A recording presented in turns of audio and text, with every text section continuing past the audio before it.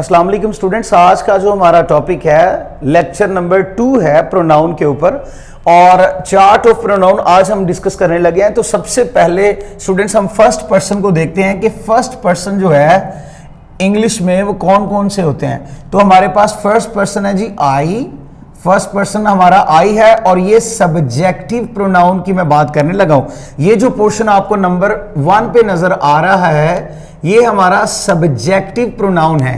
Subjective pronoun में I, you, he, she, it, we, you, they है। Students subjective pronoun में जो first person है वो आई है और जो सेकंड पर्सन है वो यू है। Third person male singular, third person male singular जो है वो ही है और इसी तरह थर्ड पर्सन जो फीमेल है सिंगुलर वो शी है। इसी तरह हमारे पास थर्ड पर्सन सिंगुलर इट है और फर्स्ट पर्सन जो प्लूरल है हमारे पास स्टूडेंट्स वो वी है। फर्स्ट पर्सन हमारे पास आई जो है वो एज अ सिंगुलर भी यूज होता है और जो फर्स्ट पर्सन प्लूरल है वो वी यूज करते हैं हम और ये दोनों ही फर्स्ट पर्सन है। इसी तरह हमारे पास सेकंड पर्सन प्लूरल जो है वो यू है और उसके बाद है जी थर्ड पर्सन प्लूरल वो हमारे पास दे है। स्टूडेंट्स याद रखिएगा आपकी जो मिस्टेक होगी वो थर्ड पर्सन जो है वो singular male, third person singular female और जो थर्ड पर्सन प्लूरल होता है इसमें थोड़ा सा डिफरेंस होता है। ये प्लूरल है और ये दोनों जो हैं वो सिंगुलर के लिए इस्तेमाल होते हैं। तो ये जो मैंने प्रोनाउन आपके साथ डिस्कस किए हैं ये है subjective pronoun. As a subject जो है वो सेंटेंस में यूज होते हैं। अब हम बात करते हैं ऑब्जेक्टिव केस ऑफ प्रोनाउन की जो कि बॉक्स नंबर 2 में है। ऑब्जेक्टिव प्रोनाउन तो आई का ऑब्जेक्टिव केस है मी, यू का ऑब्जेक्टिव केस है यू और ही का ऑब्जेक्टिव केस है हिम। इसी तरह शी का ऑब्जेक्टिव केस है हर, इट का ऑब्जेक्टिव केस है इट, वी का ऑब्जेक्टिव केस है अस, यू का ऑब्जेक्टिव केस है यू, दे का ऑब्जेक्टिव केस है देम। तो स्टूडेंट्स ये जो थर्ड पर्सन प्लूरल है उस दे उसका जो ऑब्जेक्टिव केस ऑफ प्रोनाउन है वो देम है। अब इसी तरह से यू का यू और आई का मी जो है वो मैं आपसे पहले शेयर कर चुका हूं। अब हम बात करते हैं पॉजेसिव एडजेक्टिव्स की। स्टूडेंट्स पॉजेसिव एडजेक्टिव से मुराद ये है मलकियत को जाहिर करने के लिए जो हमारे पास एडजेक्टिव यूज होते हैं। जैसे मिसाल के तौर पर माई पेन, मेरा कलम, my home, your car, his watch, her new home, its new clock, our old house, your nice effort, their beautiful pictures. तो ये जितने भी पॉजेसिव एडजेक्टिव्स हैं इनको पॉजेसिव एडजेक्टिव्स कहते हैं स्टूडेंट्स। ये मलकियत को जाहिर करने के लिए इस्तेमाल होते हैं। अब हम बात करते हैं पॉजेसिव प्रोनाउन की। तो स्टूडेंट पॉजेसिव जो प्रोनाउन है, पॉजेसिव प्रोनाउन बॉक्स नंबर जो यहां पर बॉक्स नंबर 3 आ गया पॉजेसिव एडजेक्टिव में, यहां पर बॉक्स नंबर 4 आ गया पॉजेसिव प्रोनाउन में। तो पॉजेसिव प्रोनाउन माइन, आई, मी, माई, माइन और इसी तरह इसका जो है वो यू का जो पॉजेसिव प्रोनाउन है वो योर्स है। इसी तरह ही का पॉजेसिव प्रोनाउन हीज है, शी का पॉजेसिव प्रोनाउन हर्स है। इसी तरह ये जो इट है इसका पॉजेसिव प्रोनाउन नहीं यूज होता। वी का पॉजेसिव प्रोनाउन आर्स है, यू का possessive pronouns you as a plural जो है उसका योर्स है और इसी तरह दे जो प्लूरल है हमारे पास उसका जो पॉजेसिव प्रोनाउन है वो देयर्स है। स्टूडेंट्स लास्ट हमारा इस चार्ट का जो बॉक्स नंबर 5 है उसको हम डिस्कस करने लगे हैं। तो बॉक्स नंबर जो 5 है स्टूडेंट्स उसके अंदर क्या है जी, रिफ्लेक्सिव प्रोनाउन है जो कि बहुत ज्यादा इंपॉर्टेंट है, आपको इनकी समझ आ जानी चाहिए। तो आई, मी, माई, माइन, माई सेल्फ, पॉजेसिव जो प्रोनाउन है आई का वो माई सेल्फ है। इसी तरह यू का पॉजेसिव जो प्रोनाउन है वो योर सेल्फ है। इसी तरह जो हमारे पास नेक्स्ट है ही का पॉजेसिव प्रोनाउन जो है वो हिमसेल्फ है, और ये रिफ्लेक्सिव जो प्रोनाउन है आई का माई सेल्फ और यू का योर सेल्फ, ही का हिमसेल्फ, इसी तरह रिफ्लेक्सिव प्रोनाउन जो है वो शी का है हर सेल्फ, इट का रिफ्लेक्सिव प्रोनाउन जो है वो है इट सेल्फ, इसी तरह जो लफ्ज हमारे पास वी है उसका जो रिफ्लेक्सिव प्रोनाउन है वो है आवर सेल्व्स, और इसी तरह यू जो है एज अ प्लूरल उसका जो रिफ्लेक्सिव प्रोनाउन है वो है योर सेल्व्स, इसी तरह दे का जो रिफ्लेक्सिव प्रोनाउन है वो है themselves। स्टूडेंट्स आपने ये चार्ट को देखा, आपने करना ये है कि इस चार्ट को अच्छे तरीके से मेमोराइज कर लेना है, इसको याद कर लेना है, इसकी बेस पे नेक्स्ट जो आपका जो पोर्शन होगा इस लेक्चर का वो आपको समझ आएगा। इसको अच्छे तरीके से आप लोगों ने देख लेना है। सब्जेक्टिव केस ऑफ प्रोनाउन ये हैं जब एज अ सब्जेक्ट यूज होते हैं, objective case of pronoun as an object use होते हैं, पॉजेसिव एडजेक्टिव्स ये हैं हमारे पास, और पॉजेसिव प्रोनाउन ये वाली पोर्शन जो बॉक्स नंबर 4 में दी गया है, और रिफ्लेक्सिव प्रोनाउन जो है वो यहां पर बॉक्स नंबर 5 में मैंने जो है वो आपको समझा दिए अच्छे तरीके से।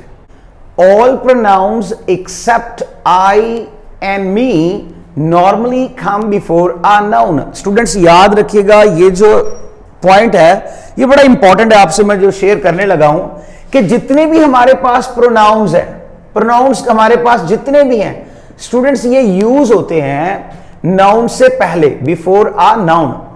किस किस के अलावा? आई और मी के अलावा। सेंटेंस में देखिएगा एग्जाम्पल बताने लगा हूं, ही लव्स मी एंड असलम। यहां पर स्टूडेंट देखिए ये हमारे पास नाउन है और ये जो मी है ये हमारे पास प्रोनाउन है, और ये जो प्रोनाउन है हमारे पास मी, ये जी ऑब्जेक्टिव केस ऑफ प्रोनाउन है, ठीक है। तो he loves me and Aslam, यहां पर मैंने क्या लिखा, all pronouns except I me normally come before a noun.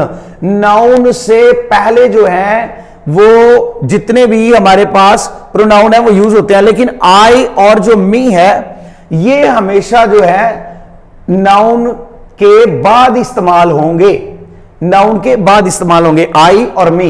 Example देखिए, ही लव्स असलम, वो असलम से प्यार करता है। अब देखिए यहां पर असलम जो है वो एज अ नाउन है, एंड मी और me as an objective case of pronoun है। तो स्टूडेंट्स अभी मैंने आपसे शेयर किया कि आई और मी के अलावा जितने भी जो हमारे पास प्रोनाउन है वो यूज होते हैं नाउन से पहले, लेकिन यहां पर क्या होगा, आई और मी जो है वो नाउन के बाद इस्तेमाल होने वाले जो है वो प्रोनाउन है।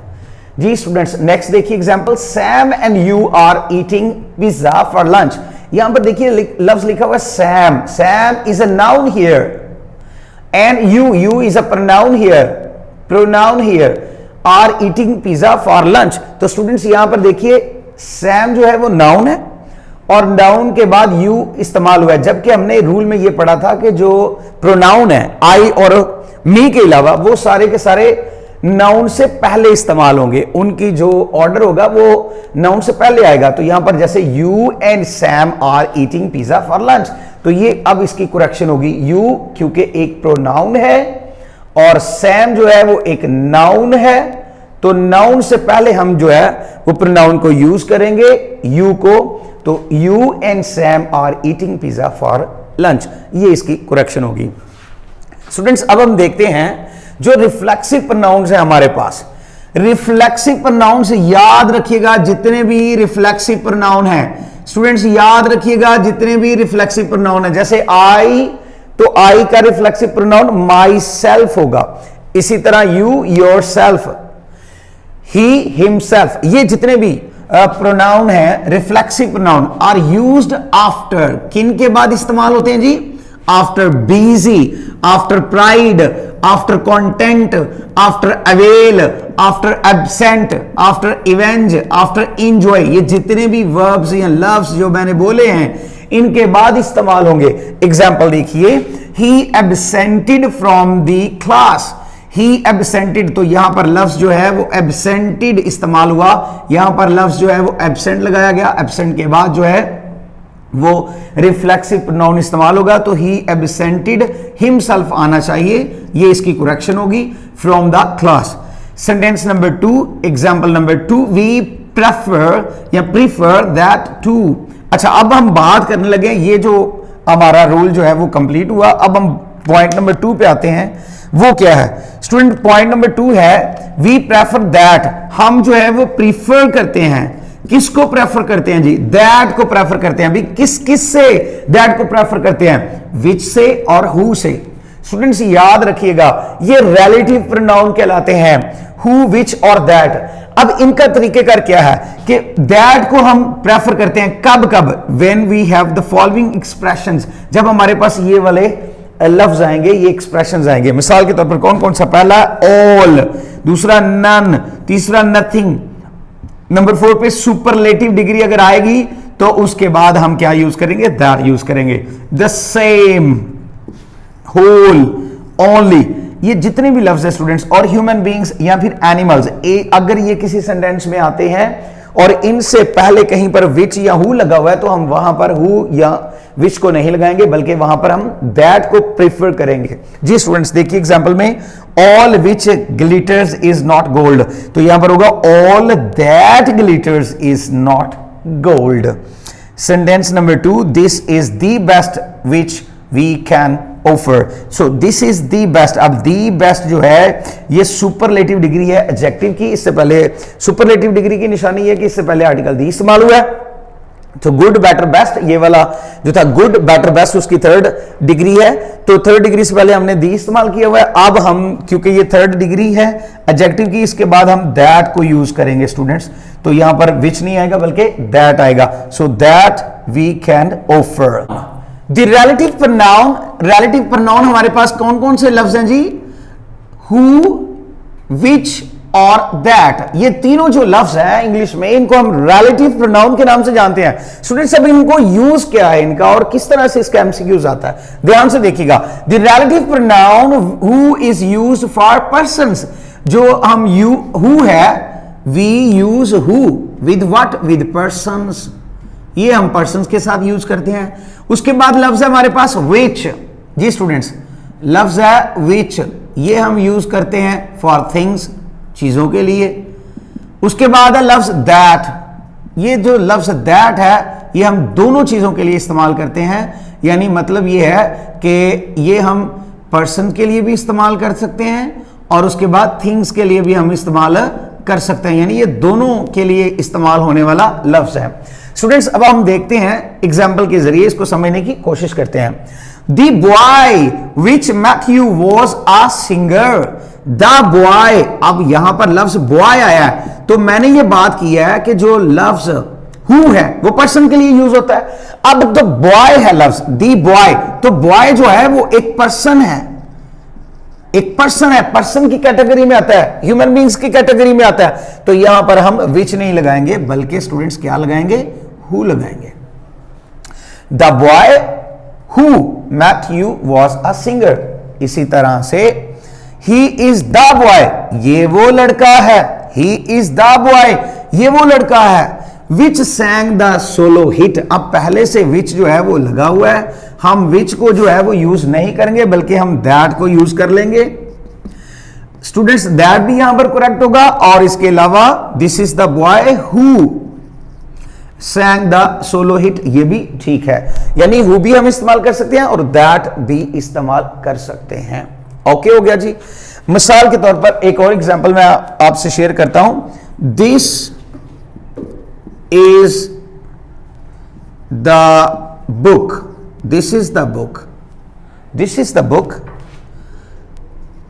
विच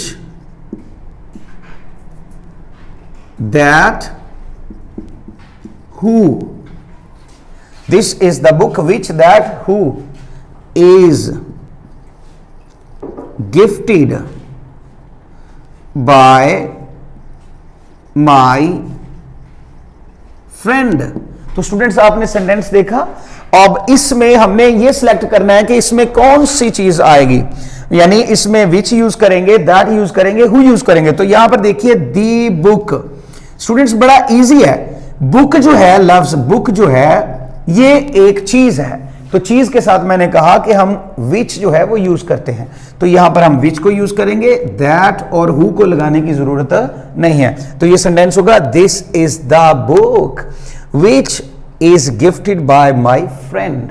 जी स्टूडेंट्स, अब हम बात करते हैं कि लफ्ज जो हु है, हु और लफ्ज जो हुम है, इसको हम कब कब यूज करते हैं। जी स्टूडेंट्स, तो देखिए who is used as a subject.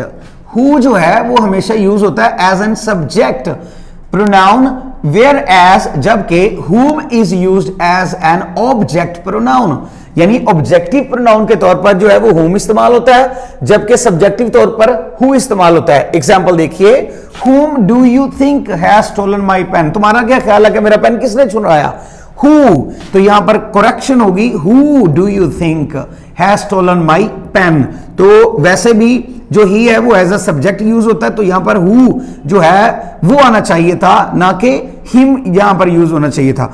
To who should I complain against you? मैं तुम्हारे खिलाफ किसको शिकायत करूं, किससे शिकायत करूं, किस से। टू whom होगा, टू who नहीं होगा। टू who का मतलब है कौन, टू whom मीन किससे। To whom should I complain against you? मैं तुम्हारी शिकायत किससे करूं, तो यहां पर लफ्ज जो है वो किस से जो है वो आ जाएगा एज एन ऑब्जेक्टिव केस, यहां पर यूज होगा टू whom, तो ये इसकी करेक्शन होगी स्टूडेंट्स। आई होप कि आपको ये सारे का सारा जो प्रोनाउन का लेक्चर है वो समझ आ चुका होगा। स्टूडेंट्स, लेक्चर नंबर 1 प्रोनाउन जो है, जो स्टूडेंट्स लेक्चर ये वाला देख रहे हैं उनको चाहिए कि लेक्चर नंबर 1 जो है वो प्रोनाउन का, वो भी यहाँ यूट्यूब के ऊपर अवेलेबल है, उसको देखें। और उसके बाद लेक्चर नंबर 2 ये जो अभी मैं आपके साथ डिस्कस कर रहा हूँ, जिसको आप देख रहे हैं, ये आप इसको कंप्लीट देखें। और उसके बाद ये दोनों जब आप देख लेंगे तो इंशाल्लाह मुझे उम्मीद है कि आपको जो टॉपिक है प्रोनाउन का वो अच्छे तरीके से समझ आ चुका होगा। अल्लाह हाफिज़, thank you very much, good day, bye bye.